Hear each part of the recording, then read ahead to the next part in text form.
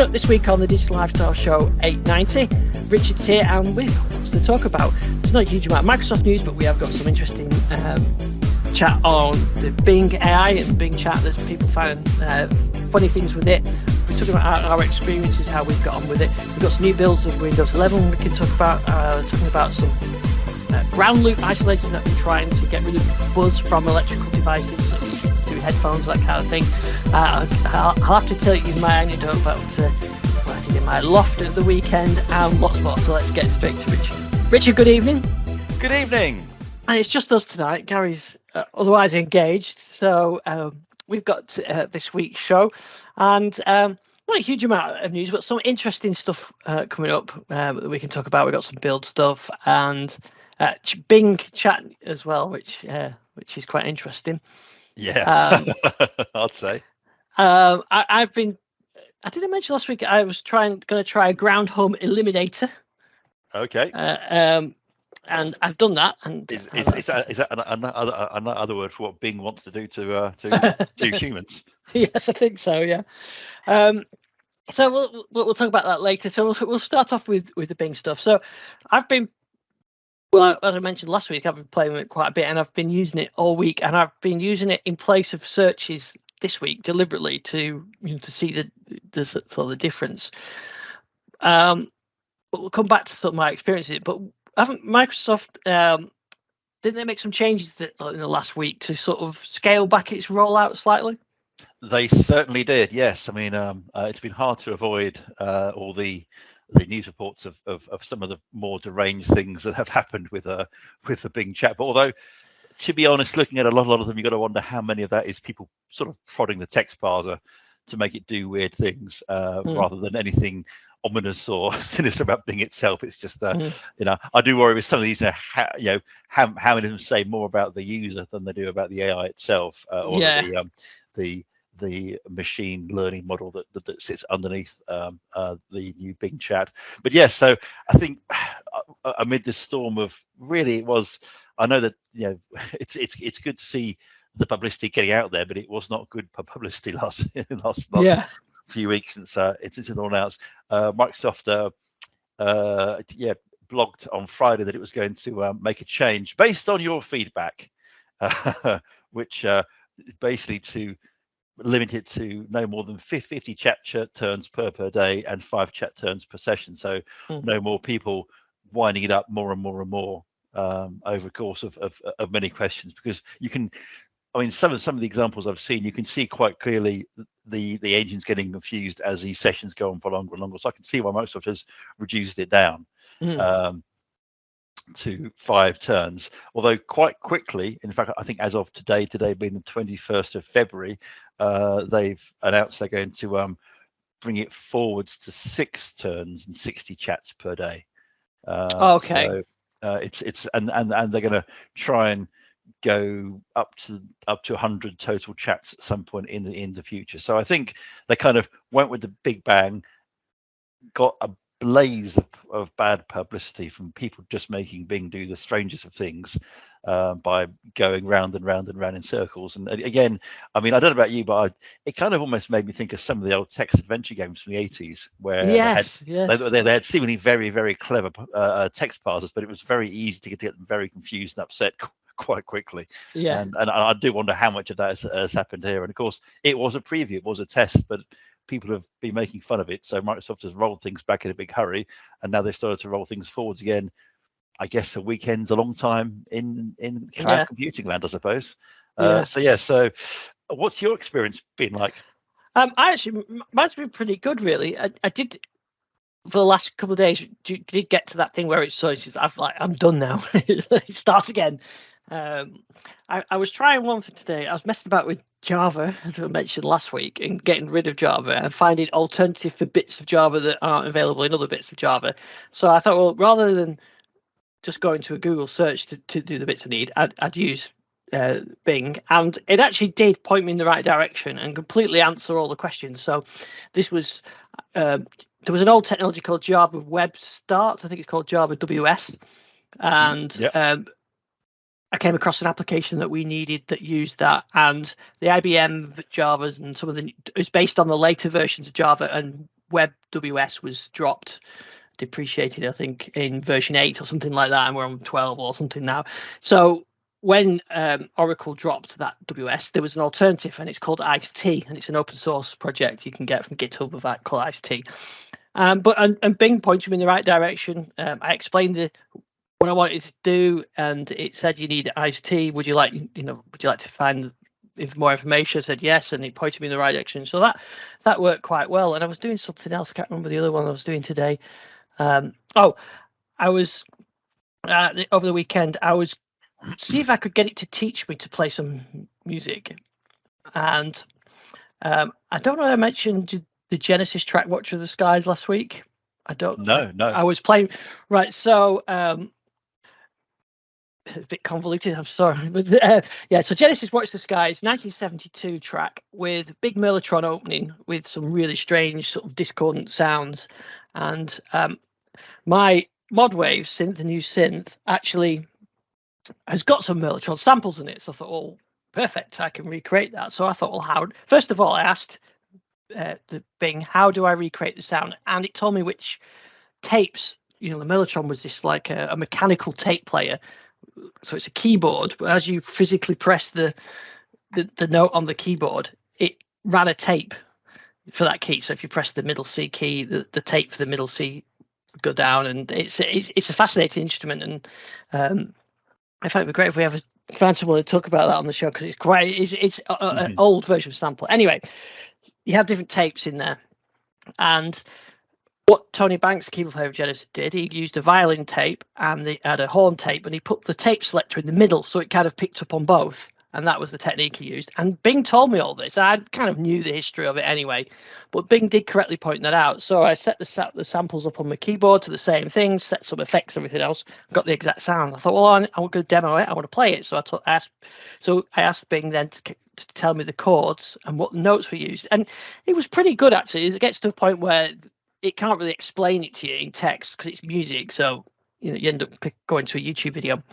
But it actually did do pretty well, and it even it picked out the chords from some websites, and it carried on the conversation. I didn't have to keep referring back to the song name or anything else. It was just carried on until it hit that limit. But I think this was on Saturday or Sunday I was doing it, where I got quite a long way through before I hit that thing where it said you need to start again, and then it was just a question about start asking the next question with the song titling. So that it worked actually quite well, and I only, when I was doing this Java stuff today, got a bit stuck trying, because something wasn't. Once I got it all downloaded, something wasn't working, and I was kind of then running out thinking, what question do I ask then? But so I did actually put the error message in, and it guided me in the right direction. So it was usable. I think it's a bit. I think probably the way you don't see everything. I don't know the best way of describing it. So if you Google search something as an experienced person in whatever topic you're on, you can spot, say, 3/4 of the way down. That's the link I need. These top ones are maybe more obvious, but it's there. I can see that's the one I want. So you miss that. You just get the summary, don't you? So if you were Googling about, if you're searching for something you've no background on, then you're not seeing the full picture. You're seeing what it thinks you should be seeing as the best solution. And so it works, but I don't think you quite see everything. But I don't know how long before we just get used to that's how it is. It's a bit like car mechanics. When years ago, when you used to have a car, owning a car meant you had to be a mechanic, and gradually you got less and less, to the point where with electric car, the average person can't do anything with the car. And the same with the computer, isn't it? When you first started using PCs and things, you more or less could work on the insides of it, and gradually things get obscured from you because it's hidden behind the technicality. So maybe that's the same thing. Search will start to lose that visibility, but that's why I think you're not seeing the whole picture, but you've seen probably the amateur's guide that's good enough, if you know what I mean. I mean, yeah, I must admit, I did get access and I have it a play, but I have gone back to using ordinary searches. Either classic Bing or Google Google really, because I have found it a bit odd, if I'm honest. I mean, maybe some of the settings. I mean, I see they're going to be running out some new settings, which might make things a bit easier, where you can have it either. I think it's going to be. I think it's going to be precise, balanced, and creative are the three options. Right. So the so you get more searched, focused answers. I think sort of chat. I think precise being shorter, and creative being longer and more chatty about what you're trying to find. So I don't know, but I'm glad it's worked for you, Ian, or at least kind of worked. Yeah, I mean, it was a bit of an effort. So like you say, if I was in an emergency, if I had a system down, a system error or something that I needed to find, I'm going to drop straight into a search and not go through the chat, because I know that, if you need that instant thing, then that's what I was saying. You get the full list of search results, you can go straight to it. But if you've got time to allow it to have that conversation, then it does work. But my guess is that over time, people will get less and less used to doing it the old way, and this will become the way that you interact with it. We'll still see. If anybody wants the sound that I created, by the way, the ModWave definitely watch inside sound, you can download that. If you've got a Korg ModWave, you can download that. I've put it on the website, on my website, so download the patch. But if you want to watch the video of me doing this, I've done a YouTube short with it on. Have you had experience with YouTube shorts? I have not. I've seen many. Yeah. I presume it's their take on the TikTok type thing. Yeah. So I thought I'd have a go at doing this. So I most of my videos tend to be, under 10 minutes. If I'm doing a how-to video, I think anything over on a how-to video, anything over 10 minutes, I think you're probably going a bit too long. Of course, this show that we're doing now, that's more like an hour that we do, but that's different. But I've had a go at doing some shorts with some mixed results, really. Well, first, I found that I've done some, like, for example, I think I had some updating an updating firmware video. I had a 5-minute version of it, and I edited it down to 30 seconds. Mm-hmm. And put that out as a short, and that's actually had quite a lot of views. I think that was the Korg one, and I did a Windows Insider one, and that didn't. Oh no, the search. The search UI changed for Windows Insiders. I did that as a short, just that small section, and that got relatively few views. I think last week I talked about we created a Simmons drum kit for the drum. So I did a short of just me pressing play on the drum machine so you can hear the sounds, and that had like 12,000 views in an hour. Wow. So that I spent, so that was great. So I spent quite a bit of time doing a short on how to use the vocoder thing, and I got 48 views in a week. So now I'm sure it's all down to the algorithm. It seems my normal pattern for YouTube videos is the build videos get an initial peak and then it tapers off. The how-to videos start very slowly and build up and just keep getting traffic all the time. Say like fixing the Korg Windows 10 drivers, which I've talked about before. I mean, how-to videos would always have a long tail, because people will be searching it. Whereas a build video, I would have thought would have a very short lifespan until the next build comes out. Yes, exactly. Yeah, and these short videos also seem to have a short lifespan as well. So I got those initial big kick of downloads or views, and then it's dropped off completely. Now it'll be interesting to see what happens, because I've got some how-to videos that are shorts, so we'll be able to see if they carry on with the uptick. What I think happened with the drum one is it ended up on the front page for a brief moment, maybe like 20 minutes in a recommended feed, maybe less than 20 minutes. So it gets all the views and then it drops off that. And then and I've seen a similar pattern with a couple of other videos as well, where it's suddenly at a peak and I think, oh yeah, it's taken off now. And then that's it stops again. So I think it's how your videos get surfaced in the the algorithm on the YouTube homepage that makes a big difference. So I'm sure there's people that have figured this out better than I have, but I was doing more of an experiment to see about how these shorts work for a content producer, and I've picked up the revenue is rubbish, as you'd expect from a short video.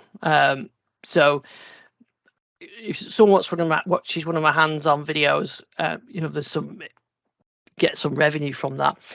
The shorts one is hardly anything, but what I did find is it did say that the one that got 1,200 views did generate some subscribers, which is probably a good thing. So it seems these short videos are good for generating maybe a bit of interest in your channel, but not for any particular revenue. I mean, they've only just recently introduced the revenue model on it anyway, but it is a thing to sort of a rival to TikTok. And I don't know whether I should be putting some of these on TikTok. I've tried putting them on as Instagram Reels to see how that, but I find that the actually engagement with the community is better through YouTube than any other models. I haven't tried TikTok yet, but I think I'm too old for TikTok videos.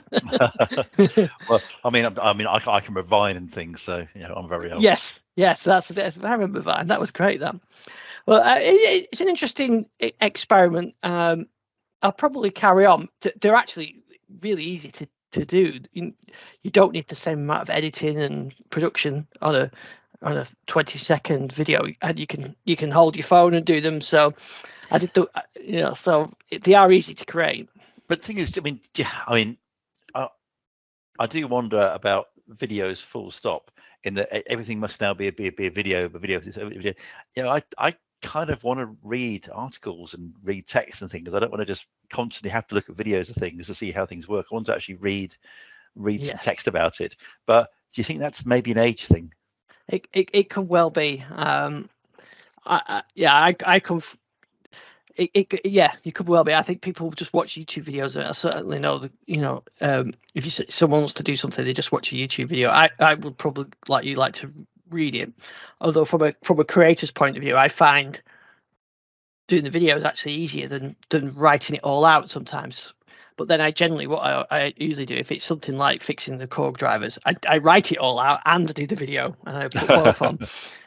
Yes, you do. In actual fact, your pieces on TTL are usually superb, because you do have the video and the write-up as well, which is kind of, I like that, because then you have a choice of what you can watch a video and you can read the write-up, and normally you'll get what you want from both the pieces. So that's a good way that's a good way to do it. Too often I just find things where there's just a video being slammed up there, you think, I want no more.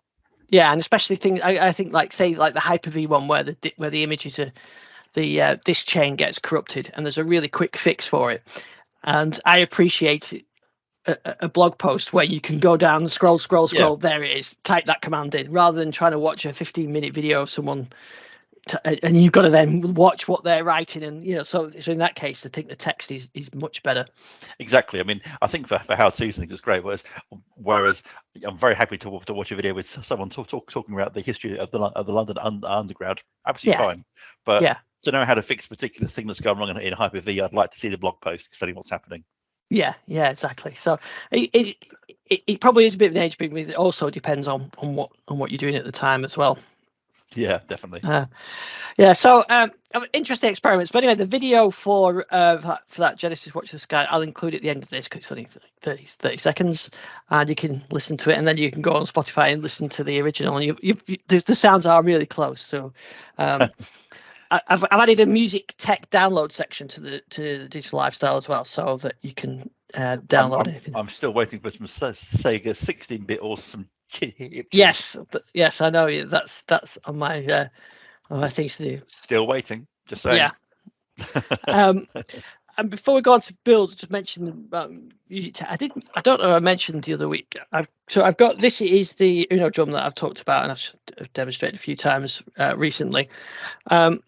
It uses USB. That's all kinds of 1980s awesome in a box set. That's incredible. Look at that. This is fantastic. Brand new mod. This came out last year or something like that. I know. It's a really great device. Yeah. Wonderfully retro. Yeah, it is. It's a really nice device, and this is the one where you can upgrade. Where I've worked out to the custom. With the help some great articles, out to the custom firmware. So I have managed my own sound sets on it. It's USB. It's got micro USB on it, which powers it, but it also is the connection back to the PC so that you can do the editing and synchronization and copying files and everything. But what that does, I don't know if you've come across this, but USB is actually quite noisy. So you're taking the output from there into your mixer, and you can hear that USB noise. If you power it from a standalone USB plug, you don't get the noise. But when you power it from the PC, which you need to do the comms, it's actually quite noisy. I have a similar thing with an old Yamaha 80s synth.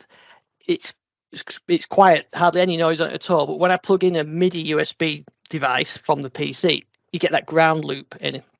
So it's a bit noisy. You can clean it up afterwards, but it's just annoying. But I did come across this. So this is a ground isolator. It's £8.49 on Amazon. It's got mini jacks on both ends, so you just plug your cable from your mixer into there and that into the drum machine, and that's it. It just works, and it gets rid of all the ground loop. So it's handy. You can use it in anything where you want to get rid of some buzzing that's caused by power supplies and that kind of thing. So it's a little video of that as well. So put that on the YouTube channel. I might do a short of that one next. But yeah, £8 is really because it's annoying, the ground hum. You can hear it through your headphones. You can hear it when you start processing stuff. So, but it could also be the same thing if you've got, say, your Alexa hooked up to a speaker. So, and you can a nice big speaker, and you can hear that hum from your Alexa sometimes, depending on where you've got your USB. So one of them, if you end up with that situation, then one of them would be quite good for that. So have a look out for the video for that. You can ask. Actually, this is one of the tests I did. Actually, I asked Bing how you get rid of it and ground hum, and it actually did recommend one of those things. And I almost got to the exact one I ordered. It recommended between one on Amazon in the end. So it was quite good that. And thanks to Snap on Twitter, because I did the post about how to eliminate ground hum, and somebody said, "So will this be the end of your humdrum days and humdrum ways?" Oh. So I think there's a 10cc fan somewhere out there. Right, so moving back onto Microsoft type stuff. We had some builds last week. We had one build as we recorded last week. That was 25300. I think we were just installing that, weren't we, as we recorded last week. There wasn't anything particularly exciting in that one, I don't think. Nope. And that trend has carried on. Yeah. Unfortunately, although we did get a Windows 10 release preview EV build last week, which is good. Yes, we did. Yeah. That was 190452670, which they released the release preview, and again, just a bunch of fixes, but it's nice to see that they're still maintaining it and doing the releases. And obviously, Windows 10 is now into what, it's 2025. I think it finally it's going to tap out. So although again, various versions will keep on going beyond that. I hasten to add, but I think for most people, 2025 is the end of Windows 10. But yes, there's a new build there. Nothing really grabbed my attention from it. I don't know if you saw anything in it which you thought was particularly significant. It just seemed like a bunch of fixes. I guess it had the same problem that a lot of these things do, where they say we fixed an issue that stopped hyperlinks from working in Microsoft Excel. What was that issue? Yes. I mean, yeah. Tell me more about this. This stopped, because that's quite a major bug. So presumably it wasn't every single hyperlink in Microsoft Excel. It was probably something under certain circumstances would stop them from working. So be very interested to know more about that. And the same applies all the way through. And yes, they're also adding support for the United Mexican States daylight saving time change for 2023. Happy days. Yeah, it was interesting to see that actually those fixes and changes were more or less the same ones that were in the other build that went out to Windows 11 if you were on the release version, not the 2022 version. It's almost as though it's practically the same code base. Yeah, it is. Yeah. So those were almost the same. Fixed issue with Excel. There was some grayscale. There was United Mexican States Daylight. All IE mode. They were all there from the original. Exactly. So, yeah. All very similar. Although they did add an advanced auto learning feature for facial recognition for the Windows 11 release, for the Windows 11 release preview channel. So, which is a 22,169, which also out the 16th. And so there's all very similar. Yeah, very similar. Except they have added the auto learning feature for facial recognition. So exactly what that means again, would like to know more, but there we go. Not going to tell us in that particular blog, at least. No, and also they did put a couple of beta builds out as well, didn't they? So I think we've got this one. So that was 22621 and 22623 for the beta channel, and the only thing there was the widgets. Oh, there's a YouTube short that I did. Yeah, I did a YouTube short about widgets. Tell me something about widgets that will make me less cynical about them. Yeah. So I even put some background music. I don't think you can hear the music going through it. So I didn't do a lot of talking. I just did some music. So yeah. So you can. They've added Messenger, Game Pass, Spotify, phone link.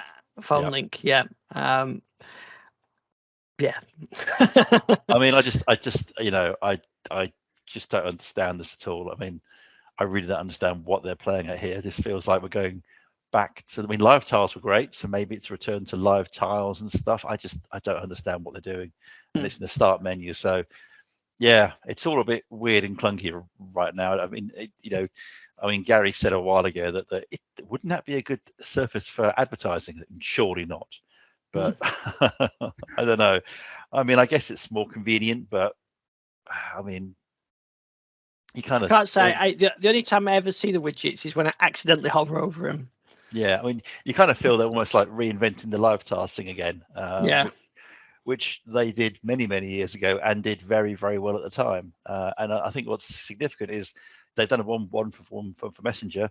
That would be great, but I can remember the happy days when you had all your messages in one place. Yeah. Whereas so it's the widget for Messenger. So, well, I'd like one, please, that has everything. Everything from from my texts and my messaging, my messages, my other chats. I mean, I would think certainly with the likes of Teams and Slack and things, it'd be very good to be able to collate those into one place. Because right now you've got about 1,000 different apps, all with different messages, all pinging up on the taskbar. It would seem that a UI design that could somehow consolidate those into a tile that was live would be great. I mean, what would that be called, Ian? Yeah, and then you could pin it and you could resize it and make it really big for the important ones for you. And yeah, exactly. And it would animate and be you could have a little preview of your pictures and things like that. But I believe that particular concept has been locked in Microsoft Vault of ideas that they'd rather we not talk about. Yeah.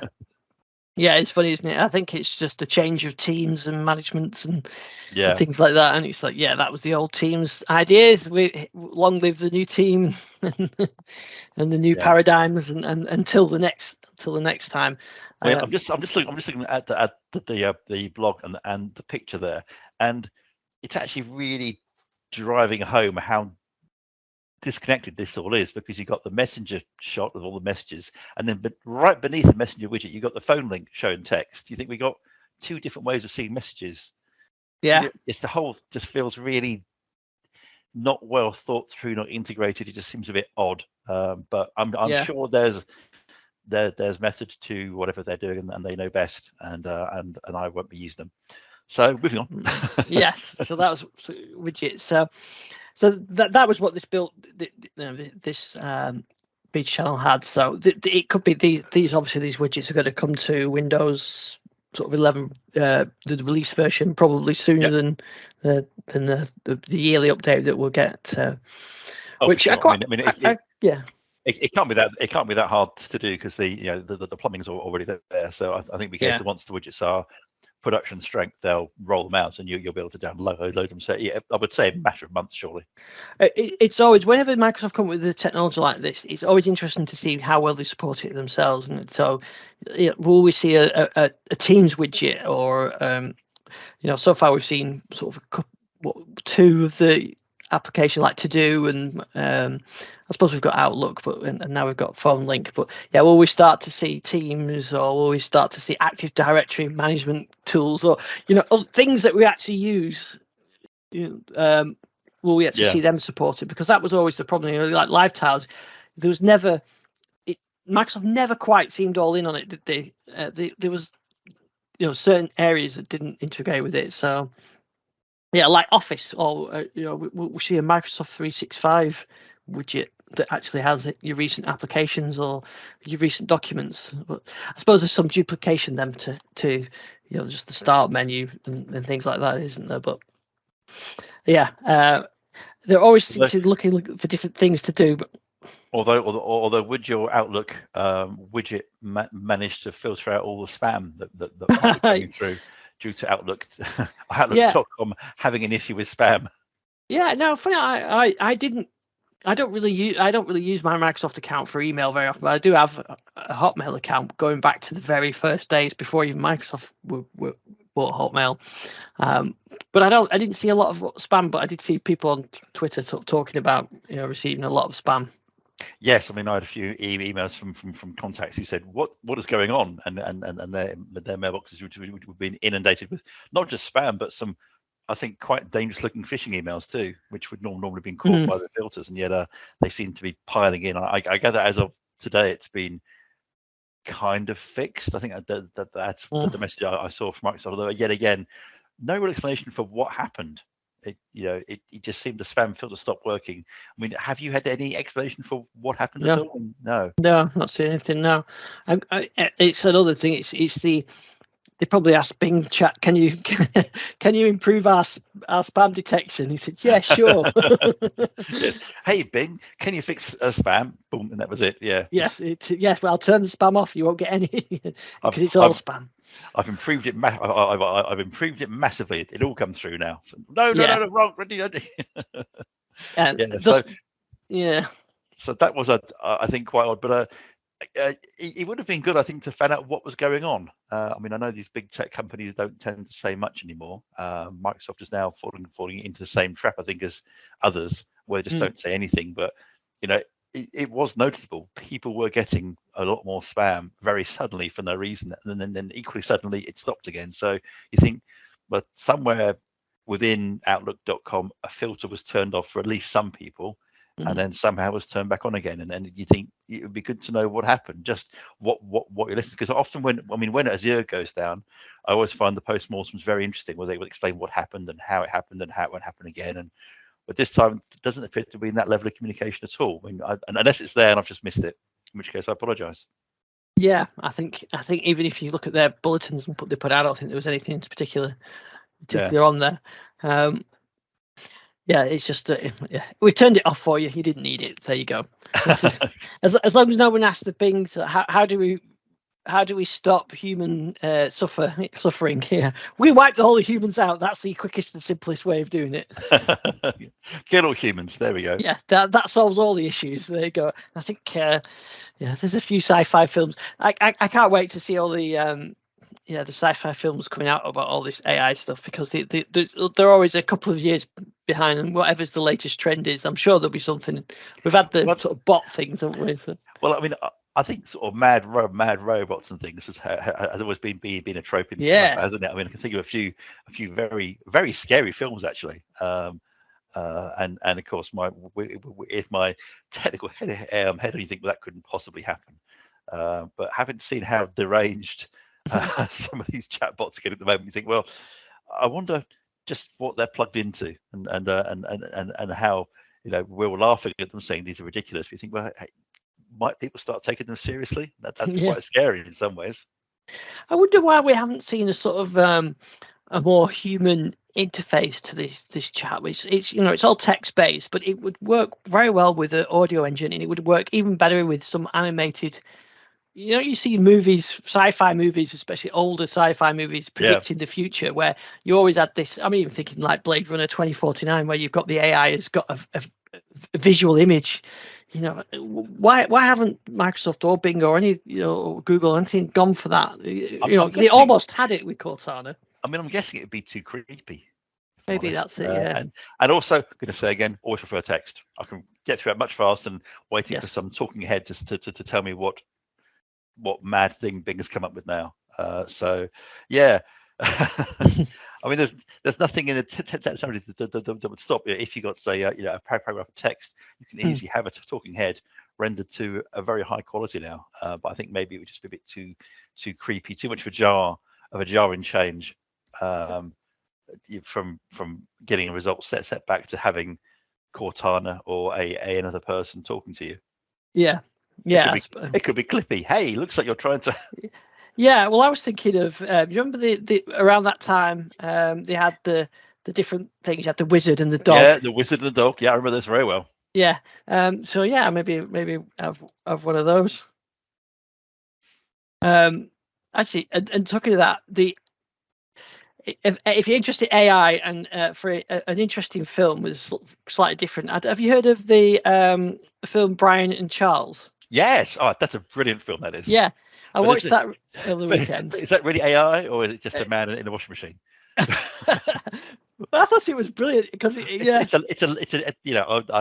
to say I cannot recommend that film enough. It's a lovely film. Although it's not really about AI, is it? I'd say it's more about loneliness, perhaps. It's such a beautiful film, and it's also just bedwettingly funny. It's hilarious too. It's a great film. It's David. Is it David Earl? Isn't it that plays that plays the main part, and who people might know from some of Ricky Gervais's comedies?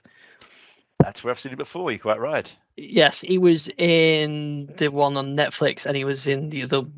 He was in the other one. A couple of them. Guy with a beard, very sardonic, dry sense of humor.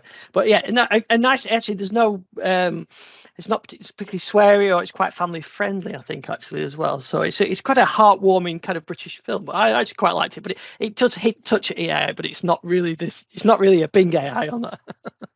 No. It's a head in a washing machine. A head in a washing machine, exactly. Yeah. And yes, clearly a person walking around with it. It's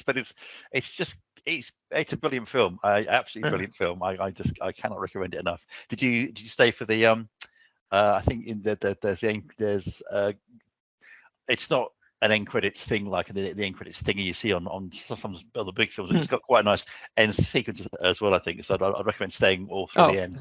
Yeah, definitely. I'll have to look at that. I think once I seen all the end pictures, and then I think the pictures. That's it. Yeah. That's very nice. I'm trying to avoid giving spoilers away there. Yeah, it's good. Yeah, it's very good. Yeah, but anyway, it's definitely worth checking out, especially if you like sort of warm but dry British humour kind of. Yeah, slightly. It's not a blockbuster Hollywood, that film, but it is good. Some interesting cast as well. Some fairly well known cast in there as well. Now, what else did I have to tell you? I had to confess. Oh, not confess, but I had to tell you what happened with my loft. I've been looking forward to this. Okay, well, it's not. I've been fitting my loft board. I've been doing rather well with it, and I was doing it again at the weekend. I've been very careful. I say fitting the loft legs, not to put them onto cables. There's a lot of mains cables in the loft, and I'm screwing these loft leg down. And I don't want to screw them through the cable, so I've made sure that there's nothing touching, and that I've not pressed anything down. So all going very well. I did find one. I had to move the ladders around, and I found a kind of loose board on the other side of the hatch where I'm working that the builders had left a bit loose. So I put a screw in and tightened it all that up as well. I just did that, while I was just before I came down the ladders to make sure it was safe, because I'll be vigilant. I'll make it safe for everybody, Anyway, about an hour later, I was working away, and the lad said to me, "Lights are not working upstairs." Oh, all right. So I think I probably must have tripped it, done something, caught it and tripped it. So I went back down the ladders, down the stairs into the garage, flicked it on the lights fit because it's on a separate isolator. Boom! Flicks straight back off. A little spark. Right off. No, spark is not good. No, I thought that's a bit weird. So what have I done? Well, I have been over in that above the bathroom, just where I put when I was moving my ladders around. So maybe I've caught something. So I went back up the ladders, looked at the spotlights, can't see anything. I thought, well, just to be sure, I'll disconnect the spotlights, down the ladders, flick it on, boom, off it goes, back up the ladders. I'll disconnect the fan as well, just to make sure. Down the ladders, into the garage, boom, boom, gone again. Okay, this is going to take a bit more working out. And the other slight issue is that for some reason, the central heating boiler part electric is on that ring as well. So okay, so no lights upstairs is okay, but no hot water or heating later on in the evening. That's not good. Yeah, I'm going to be unpopular. So I thought I really need to try and fix this. So back upstairs again. So how do I do it? I'll start isolating things. So take the switch off the wall, because I replaced all these switches. Like went into bedroom one, and there's I've seen them on a ring main. There's just a massive red wires on a house ring. You expect, I used to think, why isn't there just a positive and a negative? But it doesn't work like that. Everything's connected on the ring, and then you've got the separate bits for your switches. So I have a massive red wires, disconnected everything, went downstairs, flicked it on, stayed on. So I've isolated a bit. It goes back upstairs. So the bedroom light comes on. One of the son's lights come on, the other ones don't. So, okay, so put everything back, flick, no power again. So it goes to the next room. And by a process of elimination, I went round from room to room until I isolated it to one area, which is the bathroom ones. So by this time, I was going out on Saturday, didn't have time to sort it out. So I left it isolated, just so at least the heating was working and the bedroom lights, just no bathroom lights. So I went back to it on Sunday. And I don't know if you're like this, but when there's something like that I've broken, or even if it's something I haven't broken, but I know I can fix or should be fixing, it goes through my mind. So I was like, Saturday night, it was 8 o'clock on Sunday morning. I thought, all right, I've got to get up and carry on. I can't leave it any longer. It just bugs me. So carry on. I took the sockets off. Maybe the shaver plugs, tripped out. It seems unlikely. But I went and looked at all the cables where I put my little feet and everything. I haven't broken any cables. I can't think. What have I done? How can I? haven't drilled through anything. Got my new multimeter for Christmas, didn't I? So I've been testing. I thought, I've got my earth, my live, and my neutral. Yep. Oh. I've got there's no resistance. It was beep. Ooh, that's not right. That's not normal. Okay, that's not sounding good. Yeah. So anyway, because I took the sockets off, I managed to isolate it. It was just the bit in the bathroom bit. So I thought, well, that narrows it down. But I thought, I've been up there and done everything. And I thought, I was up there just checking again. I thought, this board's nice and safe. This board's safe, isn't it? What would happen if I took this board off and had a look what was underneath the board before I put the screw in? And I took the board off, and the builders had put the one cable between the boards and not screwed it down because that's where the cable was. I'd seen it wobble and put the screw in it, so as soon as I put the screw through the wood, I didn't see the cable underneath. It shorted it out and tripped. But because were lucky. Actually, you were really lucky. That could have been a nasty accident there. Yeah, but because the wood was kind of over it, I didn't see it. I wouldn't have seen it spark because it was the tip of the screw pierced the cable.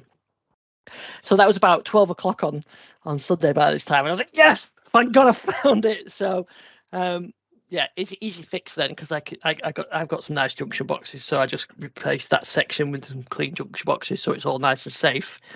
I had to go there and fit all the sockets back on, and of course I didn't take a note of which way they were wired around either. So I ended up sort of like 5 red wires on you.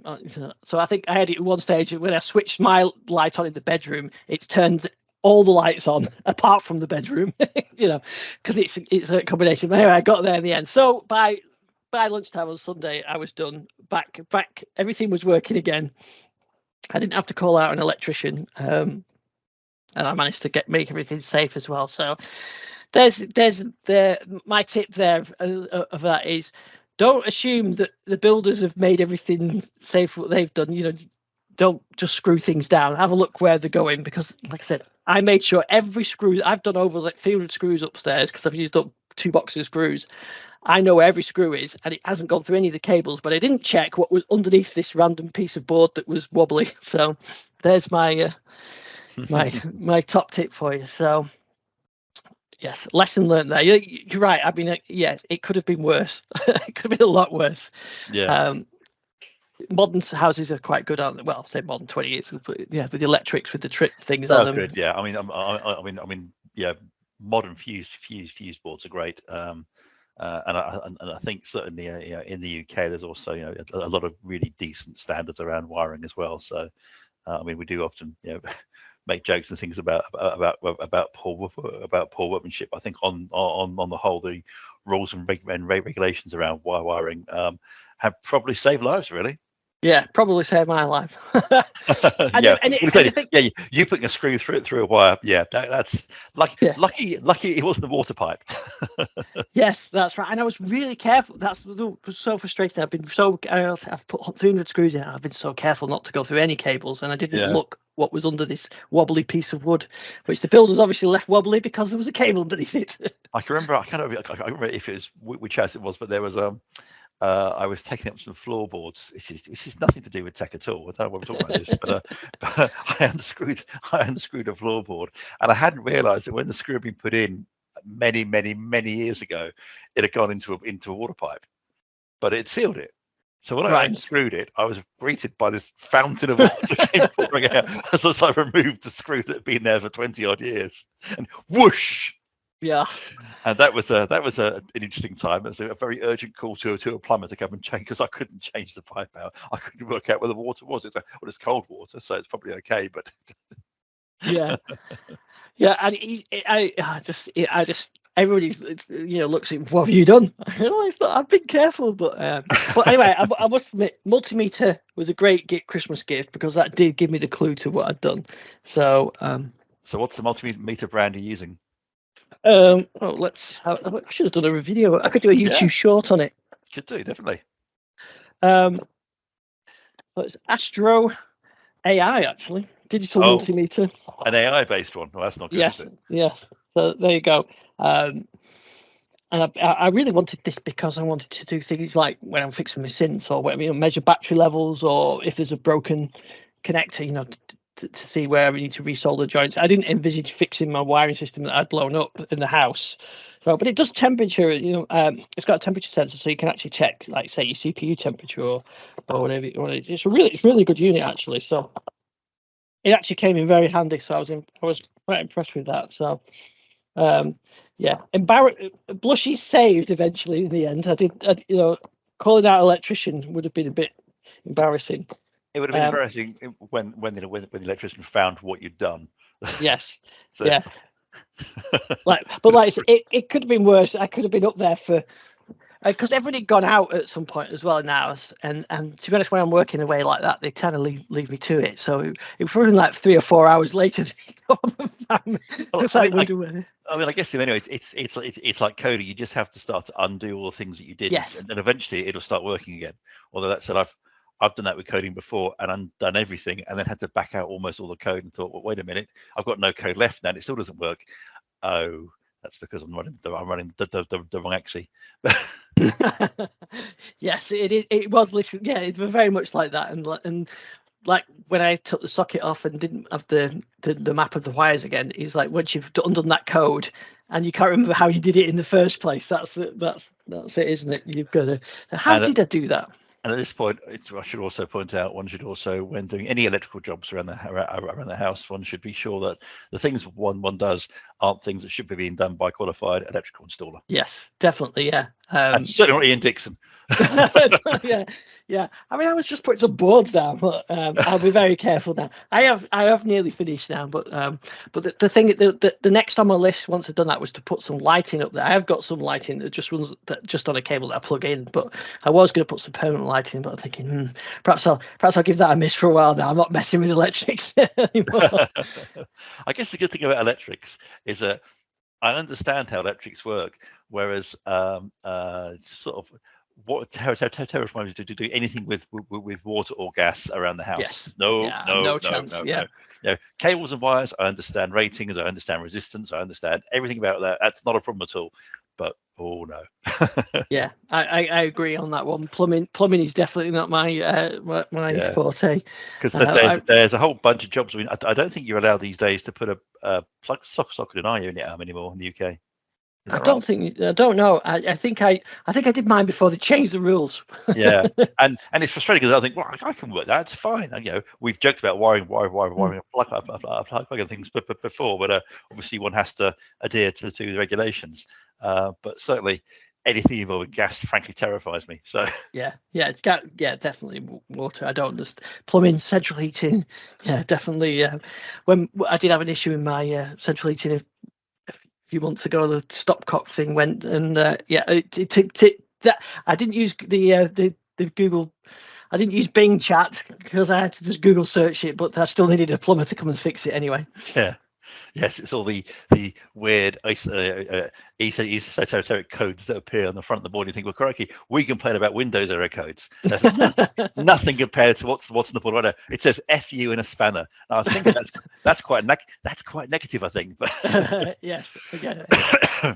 Stay away. But it's funny when I was doing the electric or trying to fix it. I thought it did remind me of like the computer things where people can install applications, but it's the skill when something doesn't work and then you're trying to work out how to get the application to work or uninstall or work. Yeah, that's where you need the skill. So that's where I felt like I felt like the user that had installed an application that messed up the system and didn't know what to do next. Well, normally your phone, your friend who knows what to do. That's what happens to me all the time. The phone goes off, and I think, it's an in-law. Oh dear. Yes, yeah, that's good, and that's where I'm sure a lot of listeners will have the same thing where you're the resident tech expert for fixing things like that. But of course, now they can just go and ask Bing. Can you imagine how that's going to go? Oh wow. Oh wow. Well, hopefully, as I said, the big thing is in preview. I'm sure it's going to improve in leaps and bounds, and that'd be great. It has made for some amusing. Headlines, and I was glad to see that the Microsoft stepped away from initially restricting it quite so much. They've begun to add things back in again, because you think, well, it's a preview. It's going to do weird things, but maybe they were so spooked by all the headlines and things, which again, going back to what we said right at the start of the show, I wonder how many of those are more down to the person putting it in, trying to make it do a funny thing, rather than it being used in the way it's supposed to be used. Because I'm still very optimistic about it, and I still think it's a good thing that it's happening, and it's taken on the likes of the other big search engine providers with a different way of doing things, as long as it can be done in a way that's ethical and and we don't get these strange reactions, which I think would probably freak out my in-laws if they asked Bing and Bing told them what it's told some other journalists. Yeah, that's it. Yeah. Well, hopefully our tales of war for the I think there's been a warning for some people, so don't try this at home, folks. That's the message. Fit your boards, but don't put screws where they shouldn't go. No, exactly. Don't mess with Bing. And always defer to a qualified electrical installer. Yeah, absolutely. Yeah. And not Ian Dixon. Yeah, definitely not. But and that's one reason why people ask you to do jobs, especially anything like electric. No, I don't mind blowing my own house up, but I'm not blowing someone else's house up. Stick to your corks. Yeah, yeah, definitely. So I'm going to actually I'll play out with the Watch of the Skies intro that I recorded on as a short. We'll be back same time, same place. Hopefully Gary's with us next week as well. Hopefully we'll have some new builds to talk about and some more interesting stuff. And hopefully I'll do some more binging and we'll see what results we get next week. Brilliant. I look forward to it. Okay, we'll see you next week. Cheers and bye.